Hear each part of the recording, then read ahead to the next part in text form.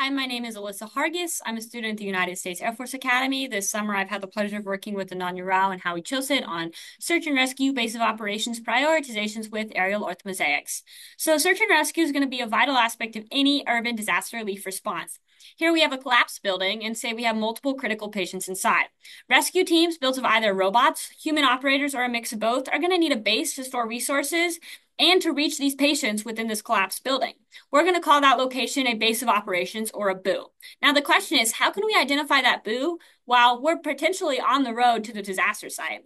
We're going to utilize aerial imagery put together by unmanned aerial systems or UASs. There's some example tiles on the right. Now, we also are going to need to analyze this image. And there's been a lot of work done in agricultural constructions, but there's limited in SAR applications simply because there's not a lot of data out there.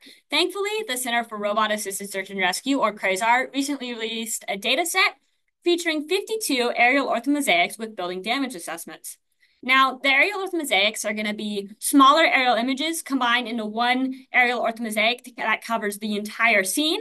And that building damage assessment is coming from the Federal Emergency Management Agency's Joint Preliminary Damage Assessment Guide, in which they assign categories from no damage all the way up to destroyed to buildings so that they can categorize how important they are. So our no damage might be peeling paint, and our destroyed is going to be a pile of rubble on the foundation where your house used to be. So our contribution is we're going to take an initial aerial orthomosaic. We're going to turn that into an annotated map with that building polygon overlay as well. And we're also going to identify that prioritized base of operation. So next, we're going to process our disaster site aerial orthomosaics. It all starts with that UAS. They're going to go over, capture those aerial images, and then it's going to be compiled into this aerial orthomosaic, such as this one of an entire disaster site. Then we're going to tile those out so that we can process those without too much computing power necessary. And we uploaded those into a tool for image segmentation so that we could train a model such as this to then analyze aerial orthomosaics and segment out those images and then apply dilation to smooth out those classes. Then we're going to output that final annotated image with that building overlay for use by either pure human teams or robotic exploration teams. Next, we're going to prioritize that BOO. We're going to ask ourselves, is it a field? Is that field large enough? Is it accessible? And does it reach a large number of damaged houses? So if it's not accessible, it's not going to be considered, like BOO 3 here on this image. BOO 1 and BOO 2 are considered. We're going to consider their area and reach, both of which are going to be relative compared to the other ones in the region. Reach is going to be calculated based off of the proximity to damaged houses being weighted more heavily than to no damaged houses, which is going to have no weight at all. Once we have those two scores, we're going to go on ahead and average them to reach our total score. So in order to segment those images, we went on ahead and trained a model utilizing a tool called RoboFlow.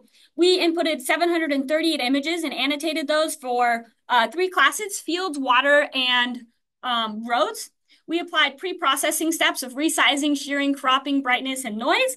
And we ended up with 3,000 images, 2,632 of which were trained. We also had valid and test categories. We ran that through the RoboFlow custom pipeline for 54 iterations to reach a mean average precision of 50%, a precision of 60%, and a recall of 46.5%. Now, these statistics aren't great, but we're currently addressing that with our future works. So next, we have our proof of concept. Here we have our initial aerial orthomosaic. Then we applied that segmented image model, and we also overlaid the building polygons. Next, we applied dilation to the roads and the fields. And then we went on ahead and applied an area evaluation. And then here is our reach evaluation. And we averaged those two to reach our final categories, which are displayed here on our final evaluation. And you can see that prioritized BOO number 1 in the top left there. So in the future, we would like to implement a new image segmentation pipeline, which will hopefully be more robust and provide better statistics than the current RoboFlow model. So we'll go on ahead, collect those images from the UAV, run those through a geospatial segment anything model, and then through a PyTorch classifier to classify each segment, and then compile back into our annotated map. So here's an example starting from the left of that initial area orthomosaic, all the way to the right where we have a classified field segment. We're also going to implement a user evaluation in which we can evaluate the usefulness of the annotated map and the accuracy of our BOO selection. With that, I'd like to thank the Martins and Honors Program, the STAMP Scholars community, and the RISC community for supporting this endeavor. Thank you.